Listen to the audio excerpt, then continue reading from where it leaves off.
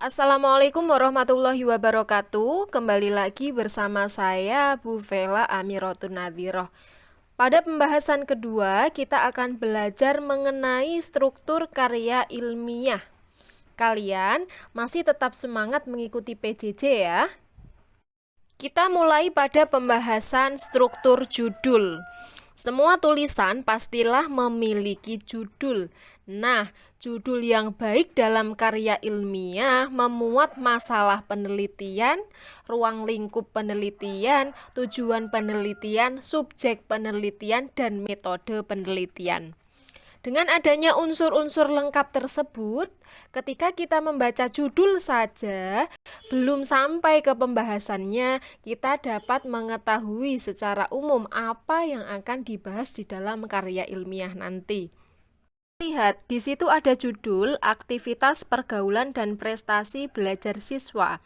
Studi deskriptif tentang kecerdasan emosi dan intelektual siswa SMA Lab School UPI Bandung. Ya. Hanya melihat judul tersebut sudah dapat dilihat masalah yang diteliti nanti berkaitan dengan aktivitas pergaulan dan prestasi belajar siswa. Ruang lingkup penelitian atau pembahasan rinci dalam karya ilmiah nanti berkaitan tentang kecerdasan emosi dan intelektual siswa. Tujuannya untuk mengetahui ada tidaknya hubungan antara aktivitas pergaulan dengan prestasi belajar siswa. Subjek penelitian atau siapa sih yang akan diteliti? Siswa SMA Lab School UPI Bandung. Metode penelitian, cara menelitinya itu menggunakan apa? Metode deskripsi komparatif. Ada satu judul lagi, ya, pengaruh pembelajaran daring terhadap minat belajar siswa kelas 11 SMA Negeri 1 tahunan. Dari judul tersebut dapat kita ketahui masalah, tujuan, dan subjek. Silakan kalian analisis. Saya beri waktu beberapa saat. Ya, coba dianalisis. Masalahnya apa, tujuannya apa, subjeknya apa. Sudah ketemu? Oke, kita bahas. Apa masalahnya? Pembelajaran daring terhadap minat belajar siswa. Betul ya?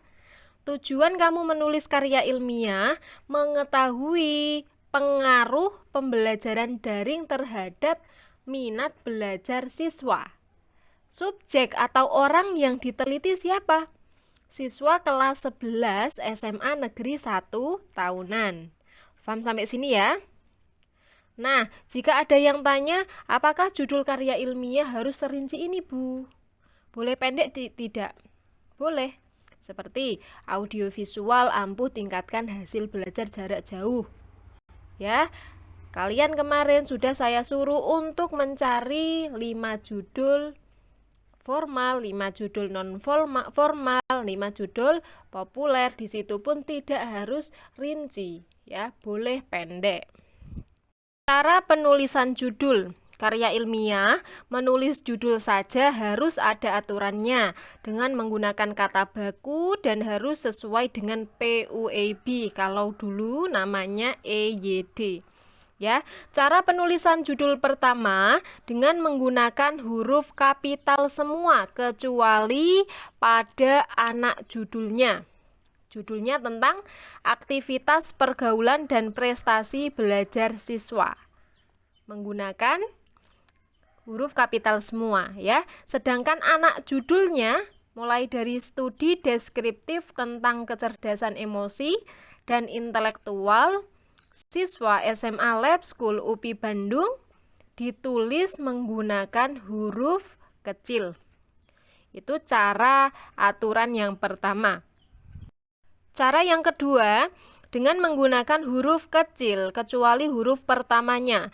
Apabila menggunakan cara ini, maka kata hubung dan tetapi supaya kata depan dikedari tidak boleh menggunakan huruf kapital. Pengaruh pembelajaran daring terhadap minat belajar siswa kelas 11 SMA Negeri 1 tahunan. Kita lihat Kata pengaruh, huruf pertamanya besar P, ya. Daring, huruf pertamanya besar D. Terhadap, kenapa di situ kecil? Karena terhadap termasuk kata depan atau preposisi. Selanjutnya menggunakan huruf minat, minat, M-nya hurufnya besar. Ya, paham sampai sini. Sekarang dilihat tugas minggu lalu tentang judul-judul yang sudah kalian cari. Penulisannya sudah tepat atau belum? Dianalisis sendiri. Struktur selanjutnya, pendahuluan berisi tentang latar belakang masalah, rumusan masalah, tujuan, dan manfaat. Latar belakang masalah menjelaskan alasan timbulnya masalah dan pentingnya masalah untuk diteliti. Kata kuncinya, pada latar belakang masalah ini penulis mampu menjawab pertanyaan, mengapa penelitian ini perlu dilakukan. Contoh, ada karya ilmiah berjudul Audiovisual Ampuh Tingkatkan Hasil Belajar Jarak Jauh. Kita baca ya. Keterampilan berbahasa pada siswa sangat penting untuk dikembangkan. Sebagaimana diketahui bahwa terdapat 4 keterampilan berbahasa yang terdiri atas mendengarkan atau menyimak, berbicara, membaca, dan menulis. Keempat keterampilan tersebut banyak dijadikan sebagai tolak ukur dalam memahami pelajaran. Pada materi pelajaran bahasa Indonesia, bukan hanya keterampilan berbicara dan menulis saja yang menjadi kendala bagi siswa. Siswa juga kesulitan untuk mengasah keterampilan mendengarkan atau menyimak dan membaca. Hal ini terjadi ketika guru memberikan materi ceramah kelas 11 dengan kompetensi dasar menganalisis isi, struktur, dan kebahasaan dalam ceramah. Ketika melakukan kegiatan, siswa harus menggunakan keterampilan membaca untuk menemukan isi, struktur, dan kebahasaan pada teks ceramah yang disajikan. Namun, banyak siswa yang kesulitan untuk melakukan kegiatan tersebut. Apalagi kegiatan pembelajaran yang dilakukan dengan jarak jauh. Hal ini sangat berakibat pada rendahnya hasil belajar siswa. Berdasarkan hal tersebut, peran guru dibutuhkan untuk mengarahkan siswa agar proses belajar mengajar dapat mencapai tujuan. Dalam hal ini, guru mengubah media pembelajaran yang awalnya menggunakan teks cetak atau printout berupa teks ceramah diubah menggunakan media audiovisual berupa video. Kalian dapat membuat latar belakang yang lebih luas lagi daripada ini ya.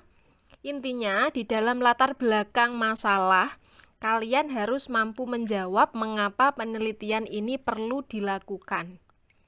Nah, mengapa? Kalau sesuai dengan judul ini, karena banyak siswa yang kesulitan untuk memahami materi ceramah yang berakibat pada rendahnya hasil belajar siswa. Oleh karena itu, guru mengubah media pembelajaran yang awalnya menggunakan teks cetak atau printout, diubah menggunakan audio visual berupa video. Selanjutnya, rumusan masalah.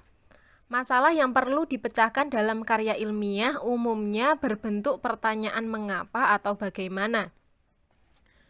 Kalian, jika ingin membuat rumusan masalah, maka harus disusun secara singkat, padat, dan jelas, serta ditulis dalam bentuk kalimat tanya. Intinya, jawaban dari rumusan masalah nanti akan dibahas pada struktur pembahasan. Di sini ada judul Audiovisual Ampuh Tingkatkan Hasil Belajar Jarak Jauh. Lanjutan dari latar belakang tadi ya, kita dapat membuat rumusan masalah. Mengapa audiovisual mampu meningkatkan hasil belajar jarak jauh? Bagaimana langkah-langkah pembelajaran menggunakan media audiovisual? Atau bisa kalian tambahkan lagi rumusan masalah yang lain. Tujuan. Pernyataan mengenai fokus pembahasan di dalam penulisan karya ilmiah. Tujuan berkaitan dengan rumusan masalah ya. Kalau rumusan masalah ditulis dalam bentuk kalimat tanya, tujuan dalam bentuk kalimat pernyataan. Ya, kita lihat. Kalau di dalam rumusan masalah tadi, nomor 1, mengapa audiovisual mampu meningkatkan hasil belajar jarak jauh? Kan gitu. Kalau ditulis di struktur tujuan, diubah. Kalimat pernyataannya, mengetahui manfaat audiovisual untuk meningkatkan hasil belajar jarak jauh. Mengetahui langkah-langkah pembelajaran menggunakan media audiovisual. Jadi bentuk kalimatnya yang berbeda. Manfaat, kegunaan dari penulisan karya ilmiah. Manfaat kita membuat karya ilmiah itu loh untuk apa ya? Kan gitu. Melalui penulisan karya ilmiah ini mampu mengarahkan guru dan siswa agar proses belajar mengajar dapat mencapai tujuan. Paham ya sampai sini? Untuk pembahasan kedua, saya cukupkan. Struktur yang lain akan saya bahas pada pembahasan ketiga. Sedikit-sedikit tetapi paham. Itu keinginan saya. Jika ada materi yang kurang dipahami, silakan bisa ditanyakan melalui WA Group atau Microsoft Teams. Saya cukupkan. Wassalamualaikum warahmatullahi wabarakatuh.